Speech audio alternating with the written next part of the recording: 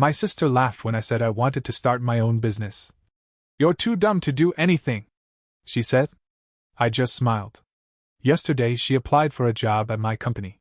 You know, some laughs stay with you longer than words ever could. The kind that doesn't just echo in your ears, but rattles something deep in your chest.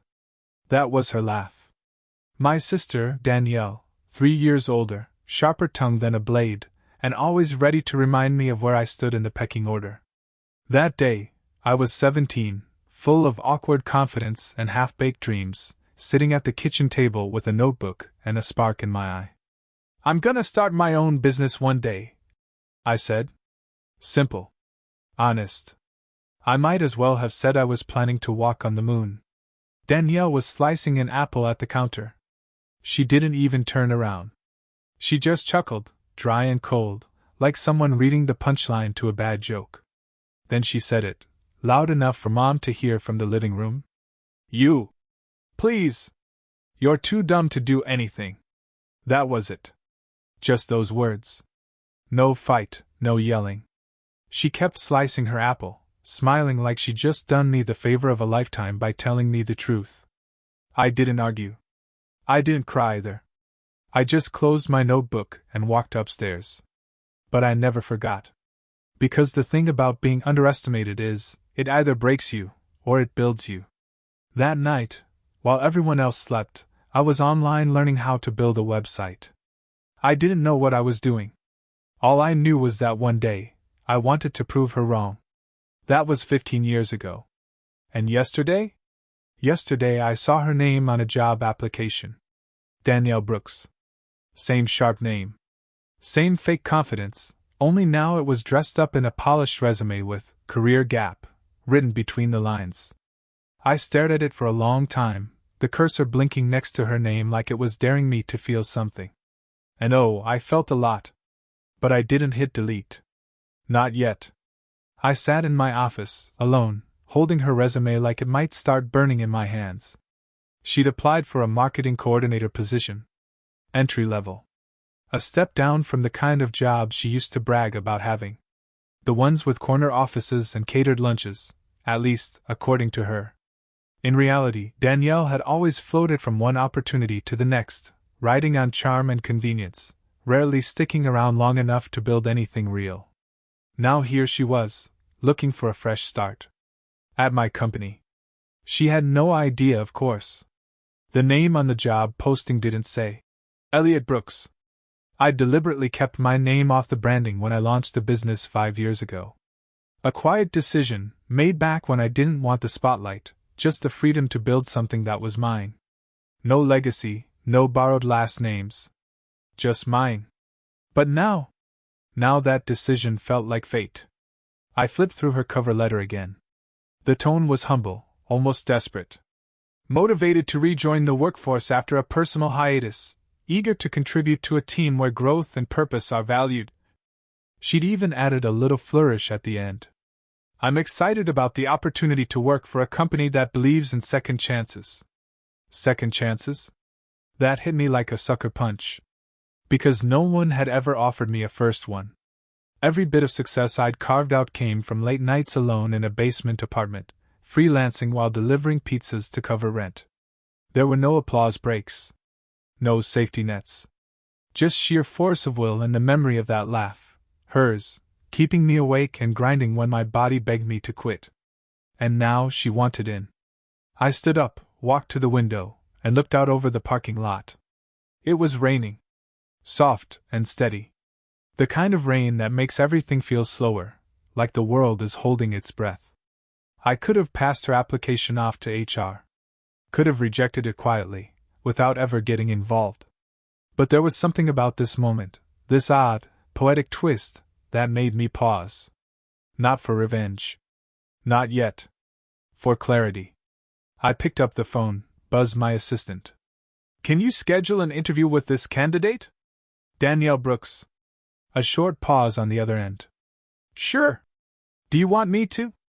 I'll conduct it myself." Another pause. Then a careful, "Got it." I hung up, then exhaled long and slow. This wasn't going to be a confrontation. This was going to be a mirror. A chance for her to see just how far I'd come. And how far she'd fallen. 3 days later, she walked into my office. I'd made sure the setting was just right. No nameplate on the desk. Just clean lines, soft lighting, a minimalistic painting behind me, something modern and a little abstract. The kind of office that whispers quiet power. She knocked once on the open door before stepping in, holding a leather-bound portfolio, and smiling that same old smile. Polished. Practiced. The one she used on teachers, bosses, boyfriends, anyone she needed something from. Except this time, it didn't land.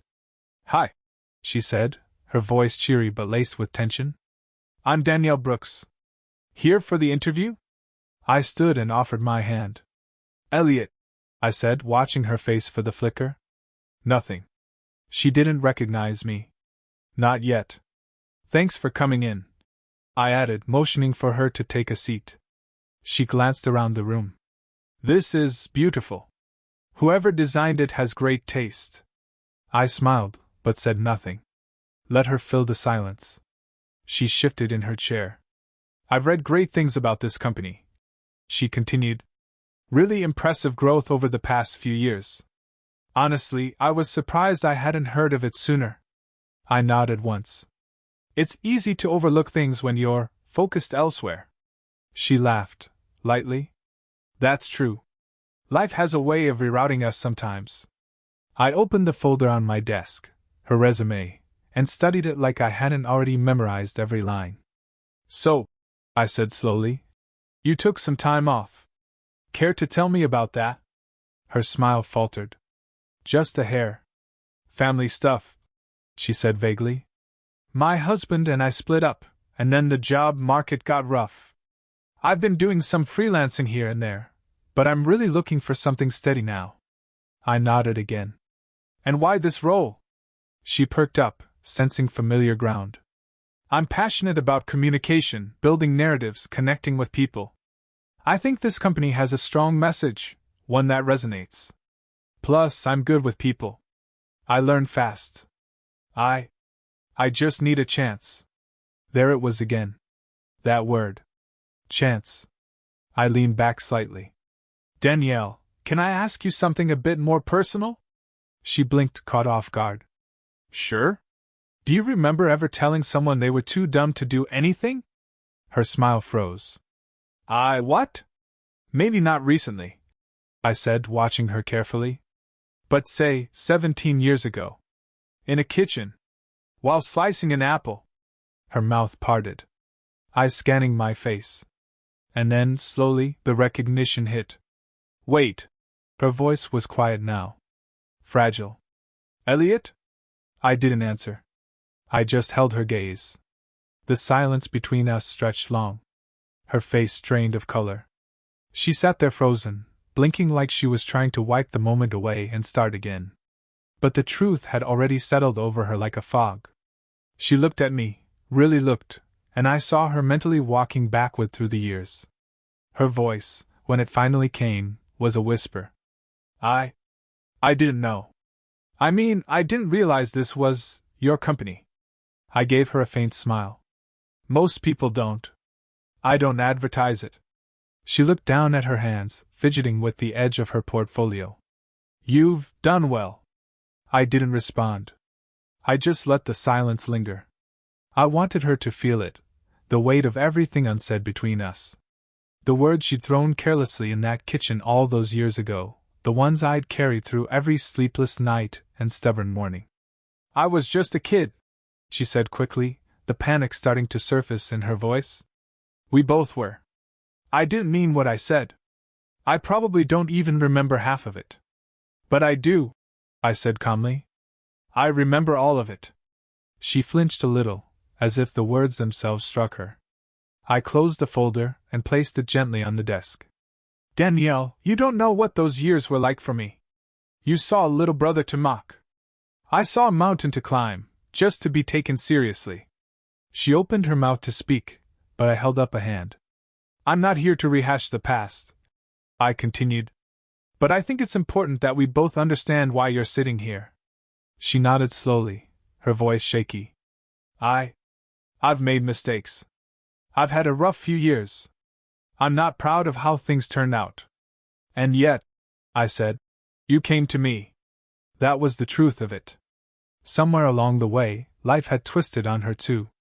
Whether it was karma or just plain irony, she'd landed here, applying for a job at the company of the dumb kid she used to laugh at. She took a breath like she wanted to apologize again, but I stopped her. I read your resume, Danielle. And I'll be honest, it's not a good fit. Not for this company. Not for this culture. Her eyes widened, glistening. She knew what I was saying. But I wasn't finished. I'm not rejecting you out of spite. I added. This isn't about revenge. It's about reality. Actions have consequences. She nodded quickly, as if accepting that would somehow make it less painful. I stood, offering my hand again, just like at the beginning. I do hope you find what you're looking for. She rose slowly, then took my hand. Her grip was weak. Her face was pale. For the first time in her life, I don't think she had a single thing left to say. I opened the door for her. She stepped through it, turned to say something, but stopped. Her lips trembled, but no sound came. She just nodded once and walked down the hall. And I stood there, watching her go. When the door clicked shut behind her, the room felt strangely still. I sat back down at my desk, but I didn't open my laptop. Didn't touch the stack of reports waiting for me. I just stared at the chair she'd been sitting in, the faint outline where her presence still lingered. 17 years. 17 years since that smirk in the kitchen. Since the cutting laugh and the words that made me question whether I was even worth trying. I'd carried that weight quietly, like a scar I never let anyone see. And now she was gone. Not just out of the office, but out of my shadow. There was no triumph in it. No fist-pumping victory. Just a kind of release. Like setting something heavy down after carrying it for far too long. I didn't get revenge today. I got clarity. Later that evening, I stayed late in the office. Everyone else had gone home, their desks dark and silent. The hum of the building felt softer than usual, like it, too, was letting go of something. I walked the floor of the open workspace, running my fingers along the edges of the desks. The photos pinned to corkboards, the notes scribbled on whiteboards.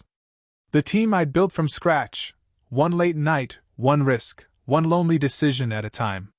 And I thought about how she used to say I was wasting my time. Why don't you just get a regular job? She'd ask, laughing. You're not cut out for this kind of thing, Elliot. But this kind of thing had become everything. My company now had 40 employees. We just closed our biggest client deal yet, a 7-figure contract that still didn't feel real. And not a single step of that journey had come from anyone believing in me. Not my parents. Not my teachers. Certainly not Danielle. It was built from silence. From discipline. From that little, stubborn voice inside me that refused to quit, even when no one else was listening. I looked out the window, watching the last streaks of orange fade from the skyline. And for the first time in a long time, I didn't feel like the underdog anymore. That weekend I drove past my childhood home. I hadn't been down that street in years. The paint on the shutters had faded, and the swing in the front yard, the one I used to sit on while dreaming about the future, was gone. Replaced by a flower bed. Neat. Predictable. Just like the life they wanted me to live. I sat in the car, engine idling, watching the windows. I wasn't sure what I expected to see. Maybe a glimpse of the past. Maybe my teenage self staring back at me through the glass, holding a notebook filled with scribbles and hope. Danielle had lived in that house like it was her stage. Everything revolved around her. She'd perform, charm, manipulate. And I was always the afterthought. The background character. The kid who didn't talk much because it never seemed to matter when he did. And yet here I was. She'd spent her life trying to convince everyone she was the one destined for greatness. And now she was the one knocking on my door, needing help, needing a job, needing a second chance. But I didn't give it to her. Not out of cruelty. Out of principle. Because second chances don't mean forgetting. They mean learning. And I don't think she ever learned. The Monday after our interview, I found an envelope slid under my office door. No stamp. No sender. Just my name on the front in handwriting I hadn't seen in years. Looped, rushed, the way she used to label her school binders. I hesitated before opening it. Inside was a single-page letter. No apology, not really. But it was something close. She wrote that she hadn't realized how far she'd fallen until she saw my face across that desk. That she never thought of herself as cruel, just blunt. That her words from the past were meant as jokes, and she assumed I'd forgotten them like she had. But she also admitted something else. She said, "I used to think you were beneath me because you didn't fight back. But now I understand, silence isn't weakness. Sometimes it's restraint. And you've always had more of that than I ever did." I read the letter twice. And then I folded it neatly and placed it in the drawer beside my father's old watch. Not because I forgave her completely, but because it didn't matter anymore. Her opinion, her approval, it had no power over me now. It hadn't for a long time. Later that week, I gathered my team for a staff meeting. No agenda. No PowerPoint. Just a quiet conversation about resilience. I didn't use names. Didn't point fingers. But I told them a piece of my story, the story of someone who was told, more than once, that he wasn't good enough. That he wasn't smart enough. Someone who turned that doubt into fuel. Who built something from the ashes of other people's expectations. And at the end I said this. We don't always get to choose the voices we grow up with. But we do get to choose which ones we keep. A few people nodded. One or two looked like they understood exactly what I meant. After the meeting, I stepped out for some air. The afternoon sun was bouncing off the glass doors, and the hum of traffic in the distance was almost peaceful. And for the first time in a long time, I didn't feel like I was running from anything. Not from the past. Not from her. Not even from the version of myself I used to be, the one sitting at the kitchen table with a dream in his hand and no one believing in it but him. About a week after that letter, I found myself in an unexpected place, a small coffee shop across town, tucked between an aging bookstore and a dry cleaner with faded signage. Danielle was already sitting there when I arrived, a cup of something untouched in front of her, fingers wrapped tight around the paper sleeve like it was anchoring her. I didn't come to make peace. I came to end something. She looked up as I approached. No makeup. No armor. Just her, older, a little worn, the gloss stripped away. "You came," she said softly, as though she was still half convinced I wouldn't. I sat across from her, wordless at first. "Look," she began, eyes darting nervously. "I know I messed up. Not just in the interview. Before that. A long time ago." I didn't respond. She continued, voice tight. "When we were kids, I always felt like I had to win. Everything. The best grades. The best friends. The spotlight. And when you said you wanted to start a business, She stopped, looking down. "I laughed because I was scared. Scared that you might actually do it. That you'd become someone I couldn't mock anymore." I let that hang between us for a beat. Then I said, "You were right about one thing. I didn't need to prove myself. Just not to you." Her eyes flickered up, full of something I couldn't quite place. "Not regret. Not yet. Maybe loss. I don't expect you to forgive me," she said. "I just didn't want to disappear from your life with that moment as the last thing between us." I leaned forward. Calm. Certain. "You know what the hardest part was, Danielle?" I asked. "It wasn't the name-calling, or the laughing. It was how easily everyone else followed your lead. You painted me as the failure, and they believed you. You took the room with you." She swallowed hard. "I know. You asked me for a job, not realizing the building you walked into stood on the bones of everything you said I couldn't do." She blinked, stung. "And I still could have hired you," I said. "But I didn't. Not because I'm holding a grudge, but because I built a company where people treat each other with dignity. And I won't risk that culture for nostalgia or bloodlines." She looked like she wanted to argue, but she didn't. She just sat back and nodded. That's fair. I stood. Slid my chair back. I hope you figure things out, I said. Not for me. For you. She opened her mouth to say something, thank you, maybe, but I didn't stay long enough to hear it. As I walked out, the bell over the door jingled behind me. The air was cool and crisp, the street bathed in that golden hour light that makes everything feel like it matters a little more. And for the first time since I was a teenager, I realized something strange. I wasn't angry anymore. The revenge hadn't been in turning her away. It was in surviving her, and then thriving beyond her reach. It was in walking out of that cafe with my head up and nothing left to prove. That night, I drove home with the windows down. No music. Just the sound of the wind. It was enough. When I pulled into my driveway, the porch light flicked on automatically, bathing the front steps in a soft amber glow. My home. Not an inherited place. Not borrowed. Mine, built brick by brick with every late-night email, every setback I didn't let break me, every voice I tuned out except the one that whispered, keep going. I walked inside and stood in my office, the one at home this time. It's smaller than the one at the company, but it's quieter. Warmer. A framed photo of my team sits on the bookshelf. A small bronze plaque with my company's first client etched into it sits beside it. And above my desk, there's a note I framed a few years back. Just 4 words scribbled in messy handwriting. You're too dumb to. I cut it off there on purpose. Not out of bitterness. But as a reminder. Because I'm not that kid anymore. And she's not my measuring stick.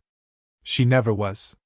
If I could go back and speak to my 17-year-old self, sitting at that table with a head full of dreams and a sister's laugh ringing in his ears, I'd lean down, real quiet, and tell him this. Don't talk back. Don't argue. Don't explain. Just build. Let the world laugh if it needs to. One day, you'll be the one holding the door. And I'd smile, because I know. He'd believe me.